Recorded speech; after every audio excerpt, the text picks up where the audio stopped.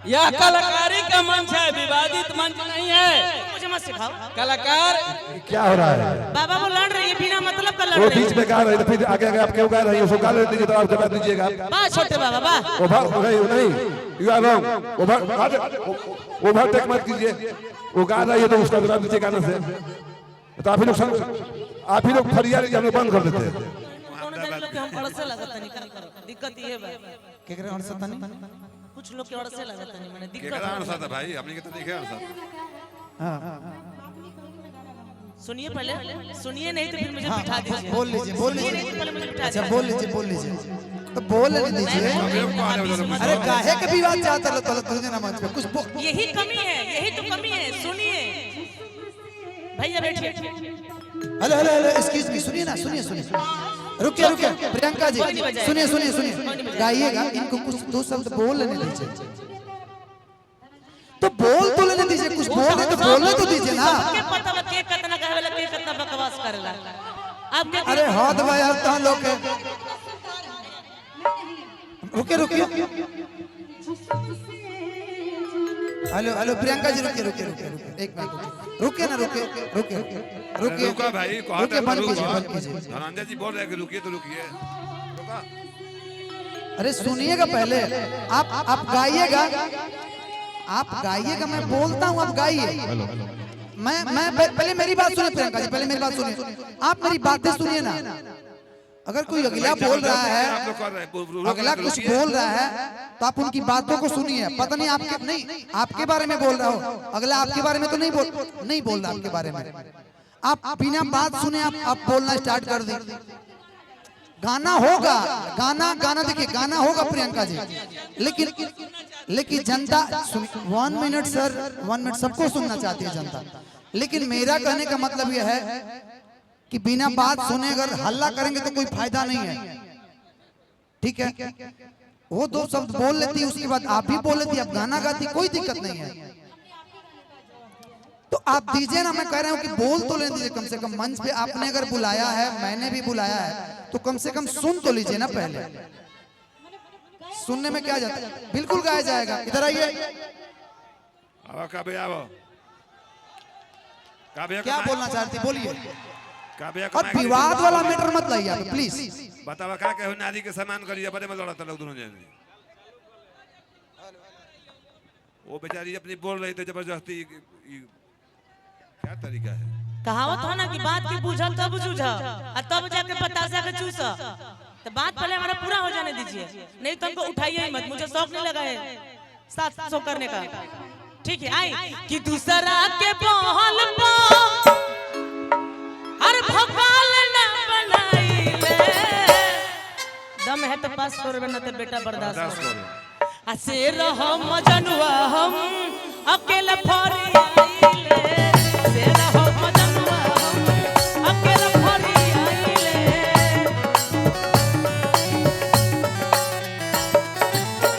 दूसरा के बोल पा भोकाल ना बनाइले। ए ब्यास, ऐसा वो लोग चाहते कि लड़के तनी वायरल हो जाए, लेकिन भगवान गलती तो आप लोग देखा नहीं है जानू। अभी करा के क्या बोल भैया, मुझे मत बात बोल ले लो।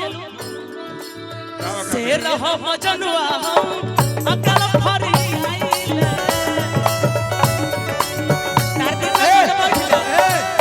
रुकिए। हेलो, दोनों लोग के लिए हम कहा, रुकिए। रहो मजनुआ, हम भोजपुरी गाइए। रुकिए। ए प्रियंका, हेलो प्रियंका ना, शेर हम मजनुआ का जवाब दीजिए।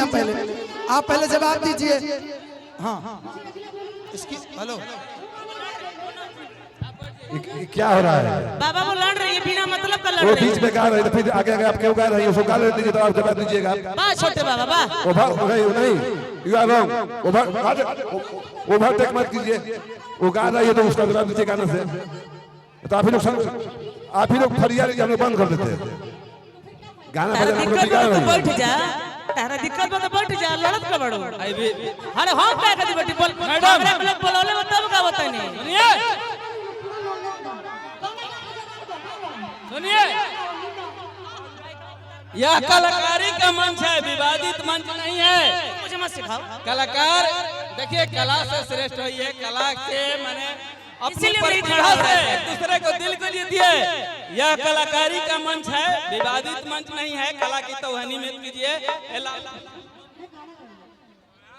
हेलो कॉर्ड दीजिए ना, कॉर्ड दीजिए भैया, कॉर्ड दीजिए। सिंगल सिंगल होगा ठीक रहेगा। छोटे बाबा, छोटे बाबा, सी करी तो सी करी, सी करी। हाँ दे बा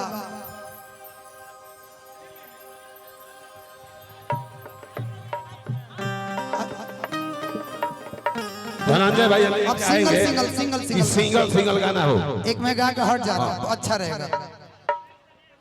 जिसको अनाउंस किया जाएगा अगर गाएगा। यहाँ प्रोग्राम कोई पैसा खर्चा किया है, विवाद करने के लिए नहीं कोई बुलाया कलाकार को। अपना अपना गाना गाइए, अपना अपना गाना बजाना कीजिए। कलाकार लोग अपना कला का तौहीन खुद कर रहे हैं। आराम से आप लोग आइए, हम लोग खड़ा करने का काम मुंह तकवा रहे हैं। हम लोग डांस करना है, लड़ते रहिएगा अपने में। कोई इधर बतिया, कोई इधर बतिया, हम लोग खड़ा कर टुकु टुकु उठना हेलो। डांस करो। हेलो।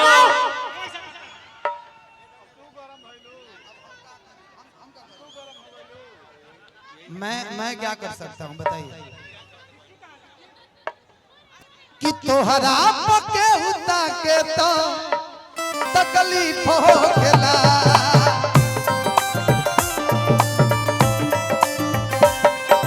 तोहरा पके हुता के तो तकलीफ हो गेला।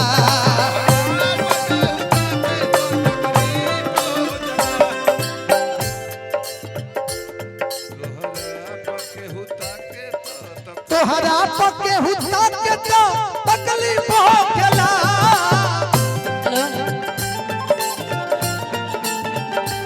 नहीं देखिए, मैंने ना उनके लिए बोला ना आपके लिए बोला। मैं उस आप गीत का जवाब दिया। मैं बुरा मत, मेरा गीत से लड़ाई नहीं है। कि तोहरा पके हुता के तो,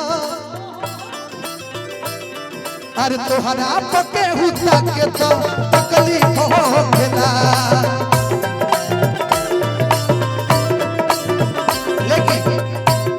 दिल ले गया, हो दिल ले गया परदेसी, कोई रोकना था। क्या होगा होगा होगा मेरा सोचना था।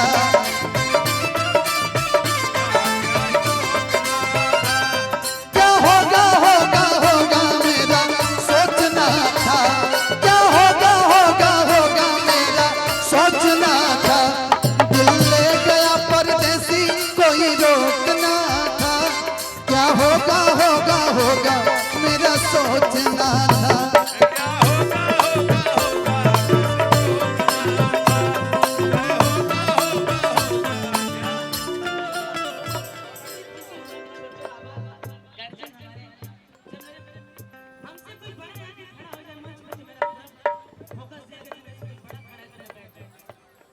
हो गए हो गए हो गए। हाँ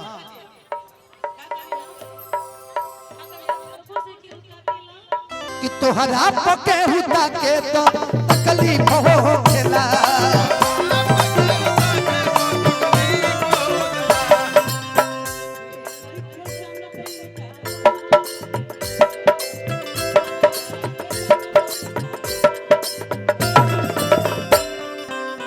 हेलो, रही जा कही हो।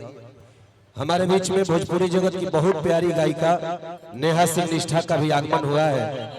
मैं आपका स्वागत और अभिनंदन करता हूं। 10 मिनट में आएंगे, आप 1 मिनट आइए। प्रियंका इधर आइए।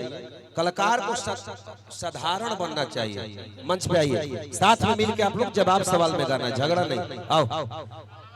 अच्छा तो कलाकारी में है होला, बोल मारेला तो तू बोल मारो, तरह के रोकले बा तभी।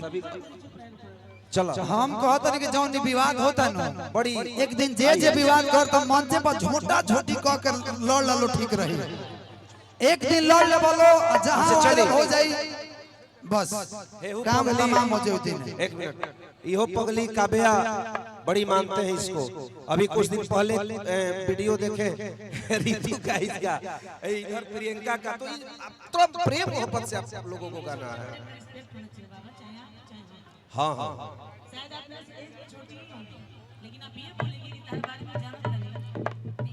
अच्छा तो ठीक बा, सुने को बात सुनो, छोट के ना बुझाए तो बड़ वही के डाल का ना गाओ। चलो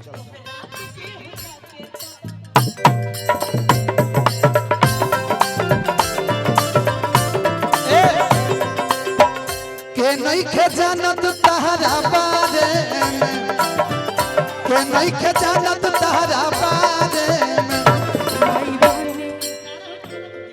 मन हम कैमरा हम दोनों लोग को कहें भाई, मैंने इशारा किया तहरा बारे में, के नहीं खे जानत तहरा बारे में, तमाई बने वाला रहो तो कुआरे में।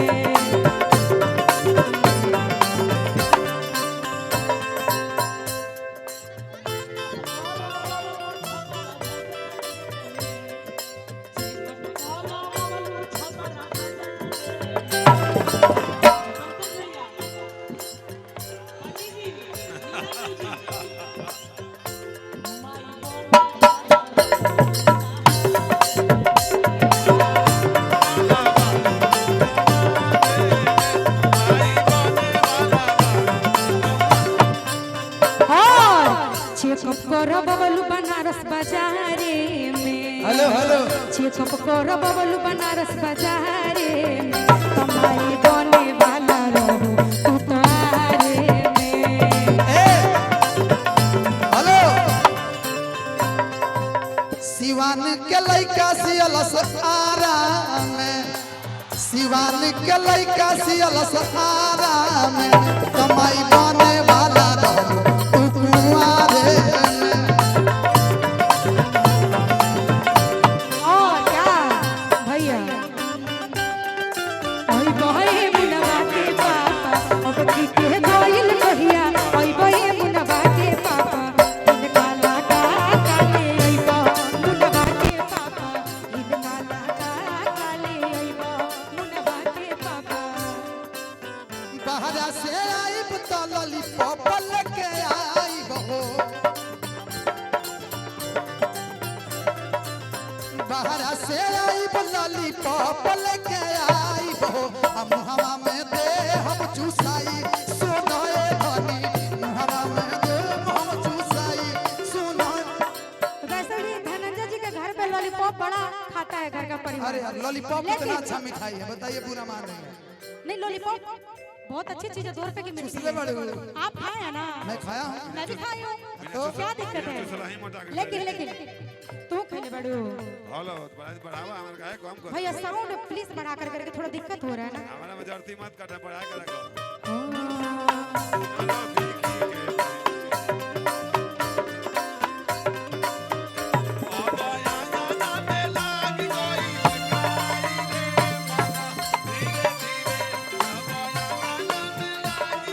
ए बाबा कि मर्दा के मरम चलत रहे, मर्दा के मरम मर्दा जानी है, मर्दा के मरम मर्दा जानी है, सत भतरी में हरिया का जानी।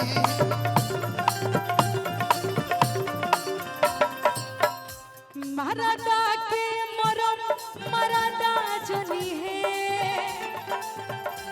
कौन मऊगा ही जड़वा का जानी हो।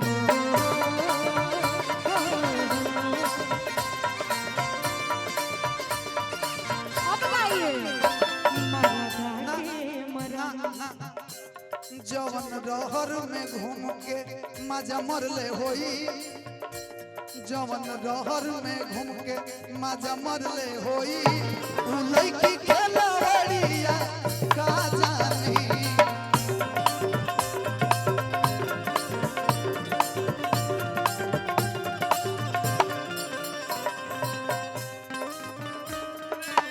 का